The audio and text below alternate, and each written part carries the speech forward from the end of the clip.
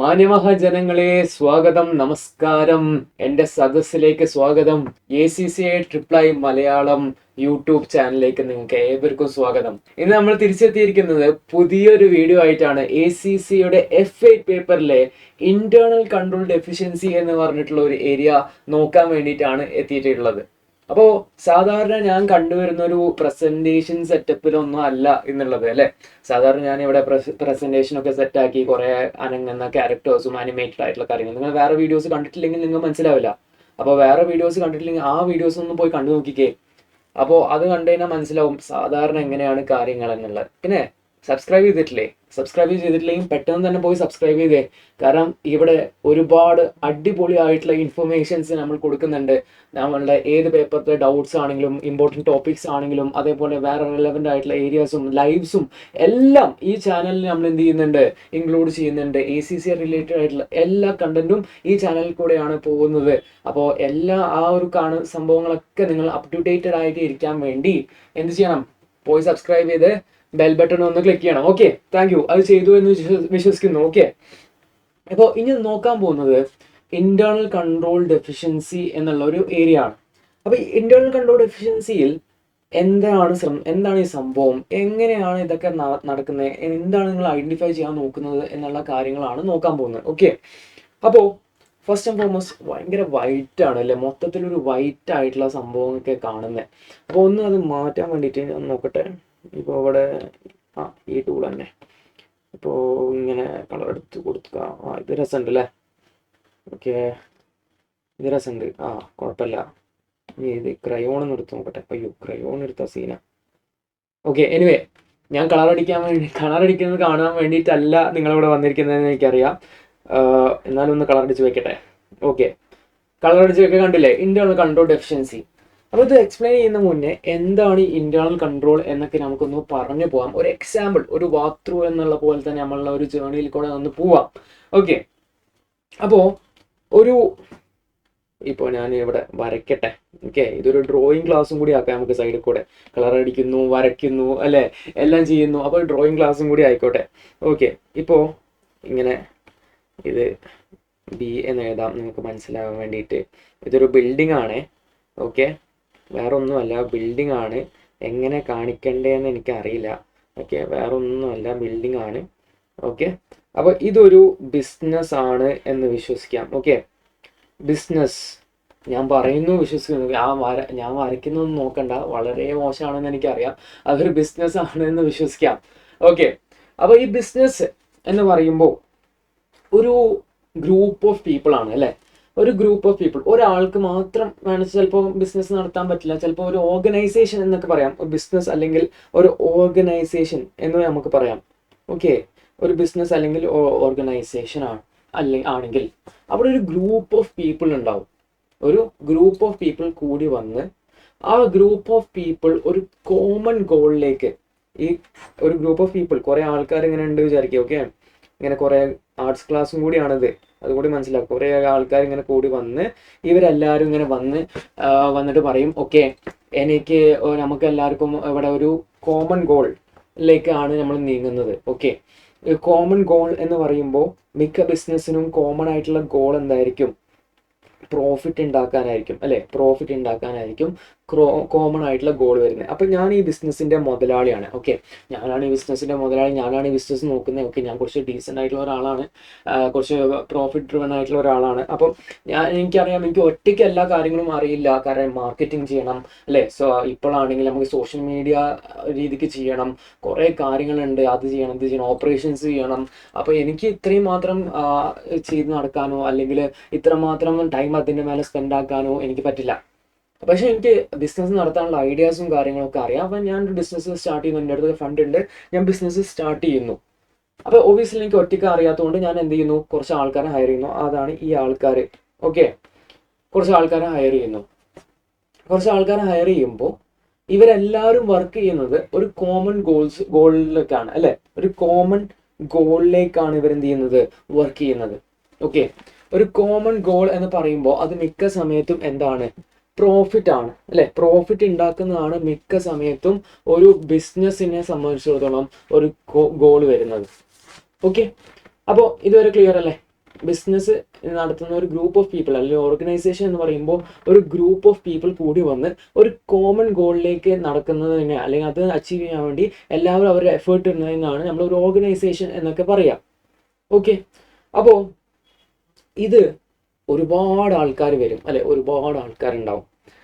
അപ്പോൾ ഒരു വ്യക്തിയോട് നിങ്ങൾ തന്നെ ആലോചിക്കുക, നിങ്ങളുടെ വീട്ടിൽ ഇപ്പോൾ ഒരാളോട് ഒരു കാര്യം പറഞ്ഞ് അത് ചെയ്യുന്നുണ്ടോ ചെയ്യുന്നില്ലേ എന്ന് നോക്കാൻ വേണ്ടി വളരെ സിമ്പിളാണ് അല്ലെ. ഇപ്പോൾ ഞാൻ എൻ്റെ അനിയന്മാരോടോ അല്ലെങ്കിൽ എൻ്റെ പെങ്ങളോടോ എന്തെങ്കിലും ഒരു കാര്യം പറഞ്ഞിട്ട്, എടാ നീ ഒന്ന് കടയിൽ പോയിട്ട് സാധനം വാങ്ങിച്ചിട്ട് വന്നേ എന്ന് പറഞ്ഞിട്ട് അവൻ അത് വാങ്ങിച്ചിട്ട് വരുന്നുണ്ടോ, അവൻ തിരിച്ച് ആ ബാക്കി എനിക്ക് കൊടുന്ന് തരുന്നുണ്ടോ എന്നൊക്കെ നോക്കാൻ വളരെ സിമ്പിളാണ്. കാരണം എന്താ, ഒരാളേ ഉള്ളൂ, ആ ഒരാളെ മാത്രം എനിക്ക് നോക്കിയാൽ മതി. പക്ഷെ നിങ്ങൾ കുറച്ചും കൂടി ഒന്ന് വലുതായി ചിന്തിച്ചാൽ, ഒന്ന് ബിസിനസ് ഒക്കെ ആകുമ്പോൾ ചിലപ്പോൾ വലിയൊരു ഓർഗനൈസേഷൻ ആയിരിക്കും അല്ലെ. ഓർഗനൈസേഷൻ കുറെ ആൾക്കാരുണ്ടാവും, കുറെ ആൾക്കാർ പല പല ജോലികൾ, പല പല ഡിവിഷനിലും പല പല ജോലികൾ, കുറെ ടാസ്കുകൾ, കുറെ ഷിഫ്റ്റുകളിലൊക്കെ ചെയ്യുന്ന ഒരുപാട് ആൾക്കാരുണ്ടാവും. ഈ എല്ലാ ആൾക്കാരിനെയും നമുക്ക് കൺട്രോൾ ചെയ്യണം എന്നുള്ളത് കുറച്ച് ടഫ് ആയിട്ടുള്ള ഒരു കാര്യമാണ് അല്ലെ. നമ്മളെല്ലാ ആൾക്കാരും അവരുടെ പ്രവൃത്തി കറക്റ്റായിട്ട് ചെയ്താലാണ് നമ്മളുടെ ഗോളിലേക്ക് എത്തുള്ളൂ. ഗോൾ എന്താണ്, പ്രോഫിറ്റ് ഉണ്ടാക്കാൻ. അപ്പൊ എല്ലാ ആൾക്കാരും കറക്റ്റായിട്ട് അവരുടെ കാര്യങ്ങൾ ചെയ്താലാണ് ഇതിലേക്ക് എത്തുള്ളൂ. മാക്സിമം നമുക്ക് അത് യൂട്ടിലൈസ് ചെയ്ത് മാക്സിമം പ്രോഫിറ്റ് ഉണ്ടാക്കാൻ പറ്റുള്ളൂ അല്ലെ. അപ്പോൾ അത് ഉറപ്പ് വരുത്താൻ വേണ്ടി ഒബിയസ്ലി അവിടെ എന്തുണ്ടാവണം, കുറച്ച് റൂൾസ് ഉണ്ടാവണം. കാരണം റൂൾസ് ഉണ്ടാകുമ്പോൾ അത് ആൾക്കാർക്ക് ഫോളോ ചെയ്യാൻ കുറച്ചുകൂടി സിമ്പിളാണ്. കാരണം ഞാൻ ഒന്നും പറയുന്നില്ല, ഞാനിപ്പോൾ ഒരുത്തനോട് പറയാണ്, അല്ലെങ്കിൽ ഇപ്പോൾ ഞാൻ നേരത്തെ പറഞ്ഞ പോലെ തന്നെ എൻ്റെ അനിയനോട് പറയാണ്, എടാ നീ എല്ലാ ദിവസവും പോയി സാധനം വാങ്ങിക്കണം എന്ന് പറയണം. ഓക്കെ, ഞാൻ ജസ്റ്റ് ഇത് പറഞ്ഞിട്ട് ഇത് നിന്റെ റെസ്പോൺസിബിലിറ്റി ആണ് എന്ന് പറഞ്ഞിട്ട് അവനക്ക് ഞാൻ പറയും, ഓക്കെ ഇത് നീ എന്ത് ചെയ്യേ, കടയിൽ പോയി സാധനം വാങ്ങിച്ചിട്ട് വരുന്നത് നിന്റെ റെസ്പോൺസിബിലിറ്റി ആണ്, മാസം ആവുമ്പോൾ ഞാൻ നിനക്ക് ഇത്ര ശമ്പളം തരും. ഇതന്നല്ലേ എല്ലാ ഓർഗനൈസേഷനിലും നടക്കുന്നത്. ഞാൻ ഇത് വളരെ സിമ്പിൾ ആയിട്ട് നമ്മൾ എല്ലാ വീട്ടിലും കണ്ടുവരുന്ന ഒരു എക്സാമ്പിൾ പോലെ പറയുകയാണ്. ഓക്കെ, അപ്പോൾ ഞാൻ ഇങ്ങനെ എൻ്റെ അനിയനോട് പറയുമ്പോൾ അവൻ പറയും, ഓക്കെ ശരി, എനിക്ക് പൈസ കിട്ടുന്ന പരിപാടിയാണ്, എനിക്ക് നല്ല കാര്യമാണ്, എൻ്റെ പേഴ്സണൽ ബെനിഫിറ്റ് ഉണ്ട്, എല്ലാ എംപ്ലോയീസിനും അവരുടേതായ എന്തുണ്ട്, പേഴ്സണൽ ആയിട്ടുള്ള ബെനിഫിറ്റ്സ് ഉണ്ട്. അപ്പം എനിക്ക് പൈസ കിട്ടുന്നുണ്ട്, എനിക്ക് അതിൽ നിന്ന് എന്തുണ്ട്, പേഴ്സണൽ ആയിട്ടുള്ള ഒരു ബെനിഫിറ്റ് ഉണ്ട്, നല്ല കാര്യം. അപ്പോൾ അങ്ങനെ നോക്കുമ്പോൾ അവൻ പറയും, ഓക്കെ ഞാൻ ഏറ്റെടുത്തു, ഇനി മുതൽ എൻ്റെയൊക്കെ ഇതൊന്നും അറിയണ്ട, ഞാൻ അറിഞ്ഞോളാം, ഞാൻ ഇത് ചെയ്തിട്ട് ബാക്കി കാര്യങ്ങളുള്ളൂ എന്ന് അവൻ എന്നോട് പറയും. അപ്പം ഞാൻ തന്നെ വിശ്വസിക്കും, ഓക്കെ ഇവൻ വളരെ നല്ലൊരു അനിയനാണ്, ഞാൻ പറയുമ്പോഴത്തേനും എല്ലാം ഏറ്റെടുത്ത് അത് ചെയ്യുന്നുണ്ടല്ലോ എന്ന് തോന്നും എനിക്ക്. എന്നിട്ട് അവനെ ഒരു 2-3 ദിവസമൊക്കെ ഇത് കറക്റ്റായിട്ട് ചെയ്തു. 4ാമത്തെ ദിവസം മുതൽ ഇവൻ എന്ത് ചെയ്യുന്നില്ല, സാധനം ഉണ്ടോ നോക്കുന്നില്ല, സാധനം ഇല്ലെങ്കിലും അത് പോയി വാങ്ങിക്കുന്നില്ല. അപ്പോൾ അത് എനിക്ക് ഒരാളാവുമ്പോൾ എന്ത് ചെയ്യാൻ പറ്റും, അതൊന്ന് ശ്രദ്ധിച്ചിട്ട് എന്താ ഇത് ചെയ്യാത്ത എന്ന് ചോദിക്കാൻ പറ്റും. പക്ഷെ ഒരുപാട് ആൾക്കാരാവുമ്പോഴോ, അപ്പോൾ ഇറ്റ്സ് എ ഡിഫറെൻറ്റ് സ്റ്റോറി അല്ലേ. ഒരുപാട് ആൾക്കാരാവുമ്പോൾ നമുക്കിത് കൺട്രോൾ ചെയ്യാൻ പറ്റുമോ, ഇങ്ങനെ നോക്കാൻ പറ്റുമോ? ഓരോ ആൾക്കാരെയും പോയിട്ട് ഇങ്ങനെ ഇവൻ ചെയ്യുന്നുണ്ടോ നോക്കാൻ പറ്റുമോ? നേരെ മറിച്ച് ഞാനിപ്പോൾ എൻ്റെ അനിയനോട് പറയാണ്, എല്ലാ ദിവസവും 4 മണി ആവുമ്പോൾ നീ ഇത് നോക്കണം, സാധനം ഉണ്ടോ ഇല്ലേന്ന് നോക്കണം, സാധനം ഇല്ലെങ്കിൽ നീ പോയി വാങ്ങിക്കണം. ഇങ്ങനെ കുറച്ച് റൂൾസ് വെച്ച്, ഇത് വാങ്ങിച്ചിട്ടില്ലെങ്കിൽ നിനക്ക് ഇങ്ങനെ ഫൈന് വരും, അല്ലെങ്കിൽ നിനക്ക് ഇത്ര ദിവസം ശമ്പളം കട്ടാവും, അല്ലെങ്കിൽ ഇത് നീ ചെക്ക് ചെയ്യുന്നുണ്ടോയെന്ന് വേറൊരു വ്യക്തി വന്ന് നോക്കും. ഞാൻ എൻ്റെ വേറെ അനിയനെ കൊണ്ട് ഏൽപ്പിച്ചിട്ടുണ്ട്, ഇവൻ ചെക്ക് ചെയ്യുന്നുണ്ടോ എന്ന് നോക്കാൻ വേണ്ടി വേറൊരു വ്യക്തിയെ ഞാൻ നിർത്തിയിട്ടുണ്ട്. ഇങ്ങനെ പറയുമ്പോൾ കുറച്ച് കൺട്രോൾസ് വരികയാണ് അല്ലെങ്കിൽ കുറച്ച് റൂൾസ് വരികയാണ്. ഈ പറയുന്ന വ്യക്തി അവനോട് ഏൽപ്പിച്ച ജോലി ചെയ്യുന്നുണ്ടോ ഇല്ലേ എന്ന് ഉറപ്പ് വരുത്താൻ വേണ്ടി കുറച്ച് റൂൾസ് നമ്മൾ ഇൻട്രൊഡ്യൂസ് ചെയ്ത്, കുറച്ച് മെഷേഴ്സ് ഒക്കെ നമ്മൾ ഇൻട്രൊഡ്യൂസ് ചെയ്യുകയാണ്. ബേസിക്കലി ഏറ്റവും സിംപ്ലസ്റ്റ് ഫോമിൽ ഇതാണ് ഇന്റേണൽ കൺട്രോൾ എന്ന് പറഞ്ഞു കഴിഞ്ഞാൽ. ഒരു ബിസിനസ്സിന്റെ ഇന്റേണൽ ഓപ്പറേഷൻസ് പ്രവർത്തിക്കാൻ വേണ്ടി വരുത്തിക്കുന്ന അല്ലെങ്കിൽ അവിടെ ഇംപ്ലിമെന്റ് ചെയ്യുന്ന റൂൾ സെറ്റ്സ് ആണ് ഇന്റേണൽ കൺട്രോൾ. അപ്പോൾ ഓബിയസ്ലി ഇന്റേണൽ കൺട്രോൾ വരുമ്പോൾ അവിടെ ചിലപ്പോൾ നമ്മളെല്ലാം ഇതുപോലെ റൂൾസ് ഒക്കെ വെക്കും.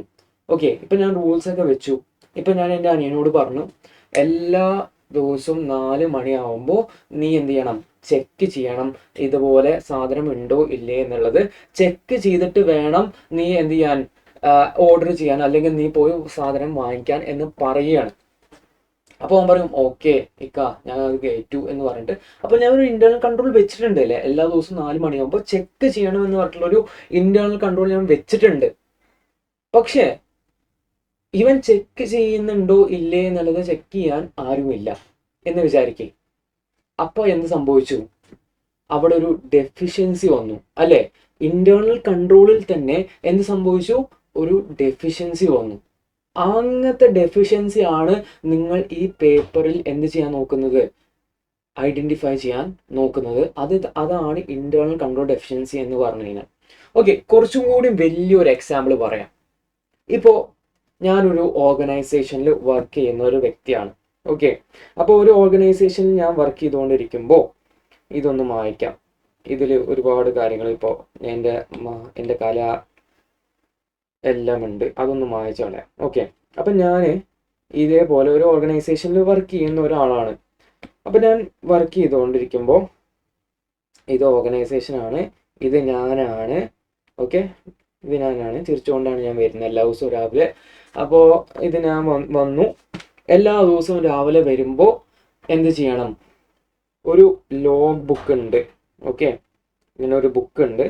ഈ ബുക്കിൽ സൈൻ ചെയ്യണം. ഓക്കെ, ഈ ബുക്കിൽ എന്ത് ചെയ്യണം? സൈൻ ചെയ്യണം.